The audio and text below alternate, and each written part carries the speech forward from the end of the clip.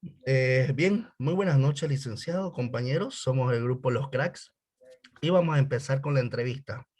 Comentarles, licenciado, que el entrevistado es el licenciado César Virgilio Rodríguez Lozano, docente de la Universidad Privada Domingo Sabio, que lo tenemos en este momento, licenciado. Tenga usted muy buenas tardes. Muchas gracias por su tiempo y bueno, empezaremos con lo que son las entrevistas.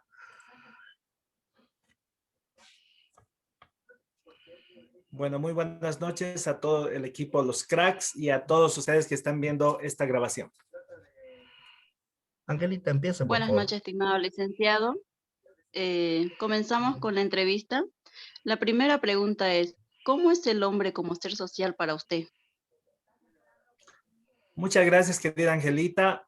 Me encanta esta pregunta porque el área que yo voy desarrollando como docente en estos años dentro de la universidad es justamente hablar, por ejemplo, sobre economía. Y en economía, cabalmente vamos estudiando cuál ha sido históricamente el proceso de asociación que ha tenido el ser humano y que ha determinado los diferentes modos de producción. Por ejemplo, es interesante saber que las primeras sociedades eran básicamente muy colaborativas, ¿no? No existía la propiedad privada y prácticamente todo era asociado, ¿no? Se prevalecía el bien común. Y vemos que a lo largo de la historia el ser humano ha tenido esa necesidad de asociarse, de poder, justamente para poder subsistir, poder realizar diferentes actividades en su día a día, ¿no? Entonces, creo que es una de las razones más importantes que da lugar a muchas ciencias como la economía, por ejemplo, la importancia del hombre de buscar colaboración. Incluso está comprobado científicamente que aquellas personas que se consideran ermitaños, por ejemplo, es muy importante que ellos tratan de buscar su valor o su conversación a través de objetos, a través de creencias o de dioses, ¿no? Y un ejemplo claro, por ejemplo, es el caso de una película que ustedes vieron, Náufrago, un hombre que quedó totalmente aislado y que se hace amigo de su mejor amigo, llega a ser una pelota, ¿no? Wilson. Entonces vemos que el ser humano tiene esa necesidad imperiosa de poder relacionarse, sobre todo para poder subsistir y también para poder progresar como persona. Muchas gracias, Licen. La segunda pregunta sería, ¿qué entiende o qué es deontología? Bueno, la deontología es realmente es una ciencia muy interesante que tiene que ver obviamente con el estudio o el conjunto de valores o deberes que tiene un individuo o una sociedad, en los cuales evidentemente entra en debate aún en nuestros tiempos qué es lo bueno y qué es lo malo, ¿no? ¿Cuáles son estos valores morales que deben regir en una sociedad? Entonces ahí tenemos la importancia de la deontología, de poder justamente definir o ampliar su campo de estudio en diferentes facetas, ¿no? Sea a nivel personal, sea a nivel familiar, incluso empresarial y también gubernamental. Entonces, es muy importante que las empresas, las familias, los gobiernos hablen y tengan espacios donde puedan obviamente promover este conjunto de valores y deberes que se debe tener hacia uno mismo y obviamente hacia los demás.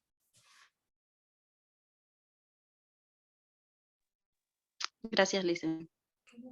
Bien, licenciado, Muchas siguiendo gracias, con... Ángeles. Muchas gracias, licenciado. Siguiendo con la entrevista, ¿usted cree que la personalidad se determina de acuerdo al ambiente que uno está o es una cuestión hereditaria? Muy interesante pregunta. Si bien yo no soy del área, no soy una persona formada en el ámbito de la psicología o en el ámbito de la genética, he tenido la oportunidad de escuchar a expertos en el tema y estoy totalmente convencido que puede darse de las dos formas. Hay teorías desde el punto de vista de la psicología que respaldan que la personalidad puede ser determinada por factores hereditarios. Se ha llegado incluso a determinar que en nuestro código genético se encuentran insertados aspectos, rasgos de toda nuestra, podríamos decir, de todos nuestros antepasados, ¿no? Hay estudios que respaldan eso. Es por eso que es muy común ver, por ejemplo, en algunas personas, algunos rasgos de conducta similar prácticamente de personas que no conocieron, ¿no? Como el caso de abuelos, bisabuelos. Es muy interesante ese aspecto desde el punto de vista de la genética y todo eso almacenado en un ADN. Pero también, y gran parte de eso desde el punto de vista de la psicología conductual, respalda la importancia de que el ser humano es también influido por el medio ambiente, ¿no? Y esto sí respaldo que es en mayor proporción que el factor genético, porque creo que el medio ambiente va determinando muchos aspectos de conducta de un ser humano. Entonces, descartar lo hereditario creo que no sería algo responsable. Creo que es parte del ser que cada uno de nosotros tenemos. También hay datos científicos realmente bastante interesantes, que todos llegamos a ser la persona que nosotros nos constituimos es por todo lo que hemos recibido hasta nuestros 6 años de edad. Es decir, si hasta tus 6 años de edad tú has recibido buenos valores, buenas instrucciones, buenos principios, eso va a determinar lo que tú vas a hacer el resto de tu vida. Por eso es muy importante la educación en los niños y obviamente poder sentar estos valores en ese periodo tan importante. Bien, licenciado, siguiendo con la entrevista, por favor, ¿qué tipo de personalidad considera usted que tiene? ¿Personalidad sanguínea, personalidad colérica, melancólica, flemática y por qué? Gracias, querido Alejandro. Esta es una pregunta muy bonita porque esta clasificación en realidad responde a una teoría bastante, podríamos decir, antigua, pero que ha permanecido de alguna forma vigente, porque la psicología desde el punto de vista de la personalidad ha prevalecido ya nuevas tendencias, ¿no? Nuevos enfoques. Pero tomando en cuenta esta perspectiva que es muy interesante, yo me considero una persona melancólica colérica. ¿Por qué les voy a decir? Perdón, corrijo, melancólico sanguíneo. Bien, sanguíneo porque trato de siempre llevar las cosas con mucha fealdad, trato de hacer las cosas con mucha amabilidad, con mucha conexión con las personas. Y lo melancólico es lo que me permite ser detallista, me permite ser paciente, me permite poder dirigir mi vida de una forma equilibrada. Entonces yo me considero más un sanguíneo melancólico. No me considero un colérico porque el colérico es de carácter fuerte. Aunque lo interesante del colérico es el liderazgo, ¿no? Los coléricos son líderes. Pero también he descubierto grandes líderes melancólicos. Yo me considero ese líder melancólico porque suelo llevar las cosas con mucha paciencia. Y lo sanguíneo es aquella parte que me permite conectar con las personas. Flemático no, de ninguna forma. No me considero una persona flemática. Muchas gracias, licenciado. Muchas gracias, Alejandro. Continuando con la entrevista, licenciado, ¿qué tipo de familia se considera su hogar? ¿Una familia tradicional, una familia extensa, una familia nuclear, una familia monoparental o una familia homoparental? No estoy muy familiarizado con los términos, pero sí puedo decir que nuestra familia es una familia tradicional. ¿Por qué tradicional? Porque mi familia se ha preservado por muchos años, muchos valores, muchas creencias, y estas creencias han determinado en gran proporción el éxito de muchos de nuestros integrantes. Considero que el ser tradicional es algo muy bueno porque se preservan valores, y al hablar, por ejemplo, de deontología, creo que es muy importante la preservación de valores.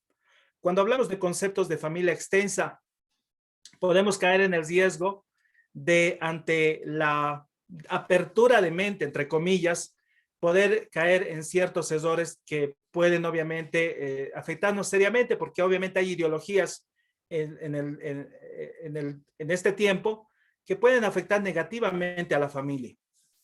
Creo que la familia debe mantenerse estrictamente bajo rasgos tradicionales y obviamente siempre dar la libertad a las personas que en su momento obviamente puedan tomar sus decisiones, pero creo que el núcleo familiar debe ser tradicional.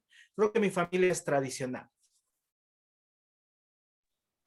Gracias, licenciado. Continuando, ¿cuál cree usted que sean los problemas que afectan a una familia? Bueno, voy a tocar aquí un tema, yo creo en los dobles filos. Bien, hay cosas muy buenas que tenemos este tiempo.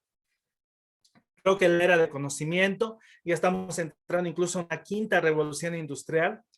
Y realmente yo considero que hay muchas cosas que nos traen grandes beneficios como familia, pero son armas de doble filo. Entre ellas, la tecnología. La tecnología ha posibilitado acercarnos bastante y conectar con nuestras familias. El día de ayer hablaba con mi padre que hace unos 30 años atrás, nosotros, por ejemplo, mi papá trabaja en La Paz, nosotros mandábamos una felicitación a través de un grama, ¿no es cierto? Y teníamos obviamente que contar las palabras y cada palabra sí que costaba. O esperar nuestro turno horas para hacer una conferencia y escuchar su voz. Pues ahora, de manera muy sencilla, podemos utilizar un smartphone y podemos verlo inmediatamente en cualquier parte del mundo. Pero la tecnología ahora también representa una seria amenaza en nuestros tiempos, donde los padres y muchas familias, por la necesidad de trabajar, dejan a sus hijos totalmente desolados, sin poder haberles instruido cómo se utiliza correctamente este gran beneficio. Y esto está posibilitando que muchos niños puedan ser víctimas de muchos problemas, ¿no? Desde bullying, desde acoso o cualquier otro problema que puede darse dentro de las redes sociales o la información inadecuada que uno puede encontrar en la red. Creo que la afectación, sobre todo a la mente, puede ser un factor muy negativo y creo que este es un problema que debes tomar prioridad con los padres desde cómo realmente se puede utilizar correctamente esto. Y creo que hay un total descuido. Creo que otro gran problema en este tiempo es justamente esa destrucción del seno familiar, ¿no? Cada vez más ustedes han visto que los hogares van obviamente teniendo situaciones de divorcio o de separación con más frecuencia que antes. Entonces es una situación que está afectando seriamente sobre todo a la formación de los niños. Creo que la mayor afectación que puede haber en la familia son hacia los niños. Y es indudable no tocar el tema de la salud, que obviamente es un tema actual, el tema sanitario. Es triste ver cómo cada vez van partiendo seres queridos por el tema del COVID-19. Muchas gracias. Continuando. Estimado licenciado, ¿cuál cree usted que es el objetivo principal de los 7 hábitos de la gente altamente calificada? Muchas gracias, querida Mayra. Bueno, Stephen Covey diseñó varias obras en torno a los 7 hábitos de la gente altamente calificada. Me encanta mucho, sobre todo, el enfoque de la interdependencia. La interdependencia proyecta uno de los valores a los 7 hábitos de la gente altamente calificada. Es aquella persona que no depende, es una persona, independiente, es una persona que no depende de la opinión de los demás. Ese es un valor que debe sentarse con mucha claridad dentro de los 7 hábitos de la gente altamente calificada. Sobre todo poder establecer con claridad cuáles son los aspectos importantes, ¿no?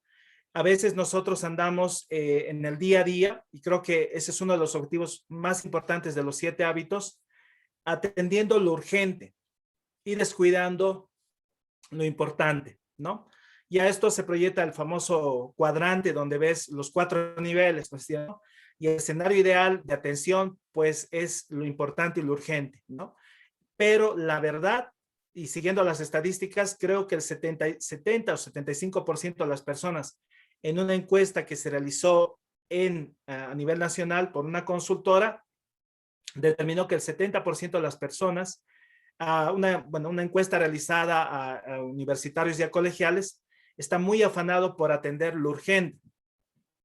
Creo que este tema debería ser atendido por las universidades. Deberíamos establecer cómo enseñar, por ejemplo, a los estudiantes o a los nuevos profesionales a administrar correctamente su tiempo. Creo que ese es uno de los objetivos más importantes, el tema de la administración del tiempo. Enfocarnos en lo importante y en lo urgente, ¿no? Dentro de eso, pero no solo en lo urgente, ¿no? Porque a veces andamos solamente en lo urgente, pero no atendiendo lo importante. Muchas gracias. El siguiente.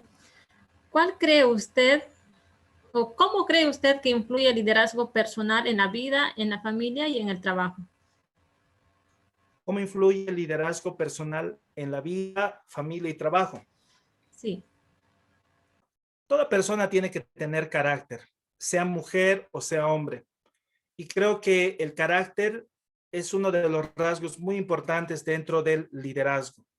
Se necesita ser bueno no solamente en los momentos felices.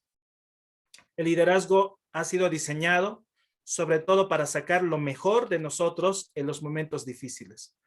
Son los momentos difíciles los que van a determinar y forjar nuestro destino. Son los momentos difíciles que nos van a permitir tener un mayor crecimiento. Creo que la importancia del liderazgo, sobre todo en los momentos difíciles, a nivel personal, a nivel familiar y a nivel laboral, es un detalle muy importante. Por eso la influencia del liderazgo en cómo resolver problemas, porque cuando nosotros enfrentamos la vida en el día a día, la proyectamos no simplemente para disfrutar, es bueno disfrutar la vida, pero esto antes va con la idea de que siempre tenemos que estar solucionando problemas. Cuando uno tiene una situación laboral, debe entender que está ahí para solucionar problemas.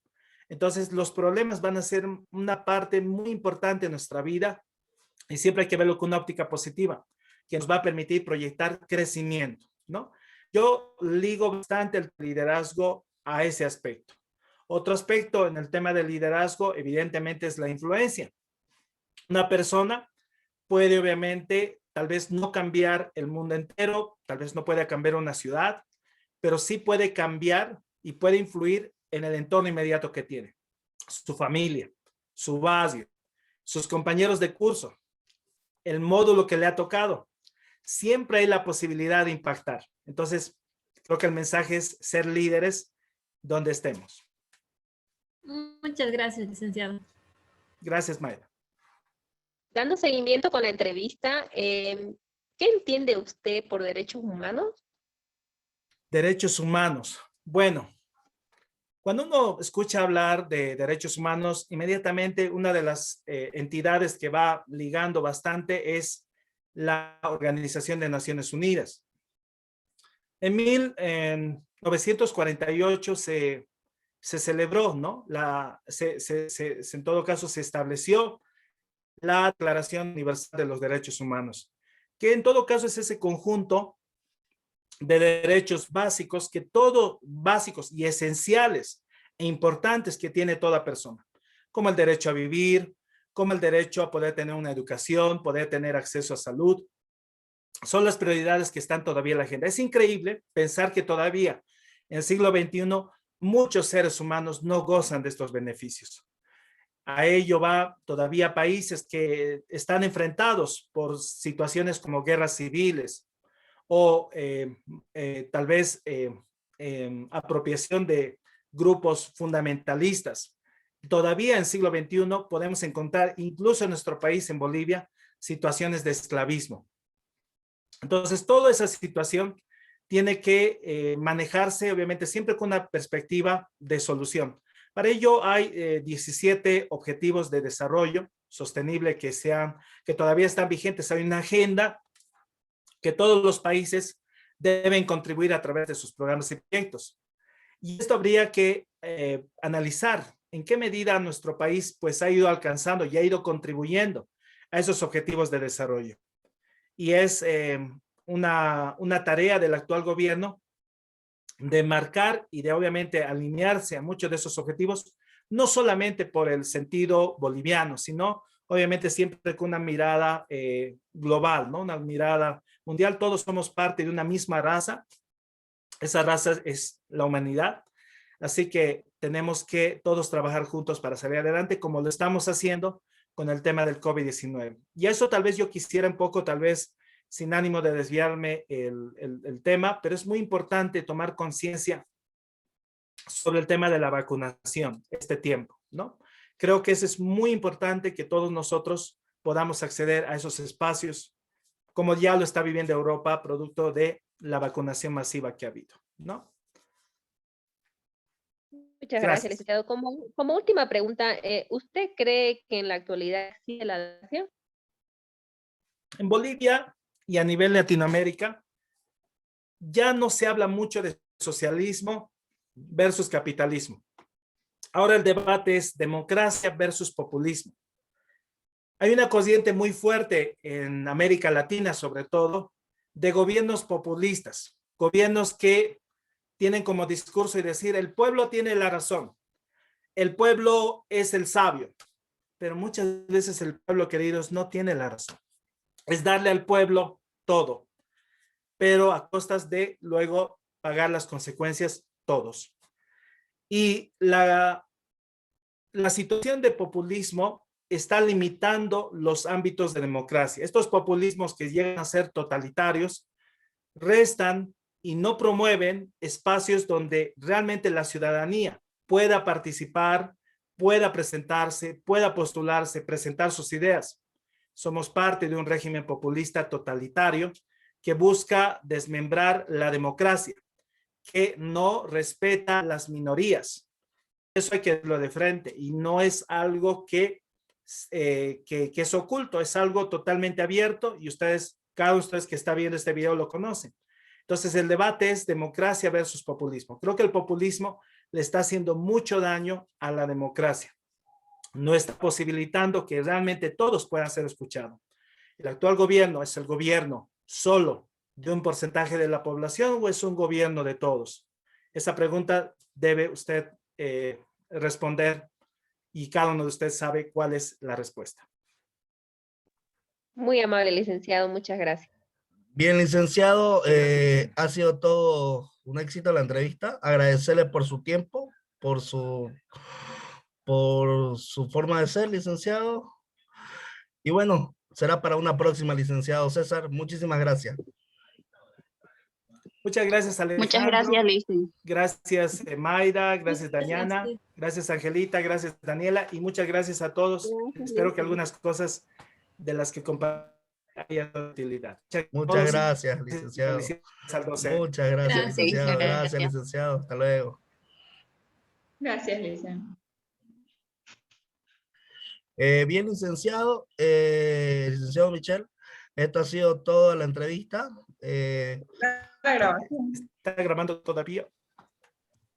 Muchas gracias, licenciado César, por su tiempo. Y bueno, que tengan ustedes muy buenas noches. Muchas gracias. Muchas gracias nuevamente. Saludos a todos.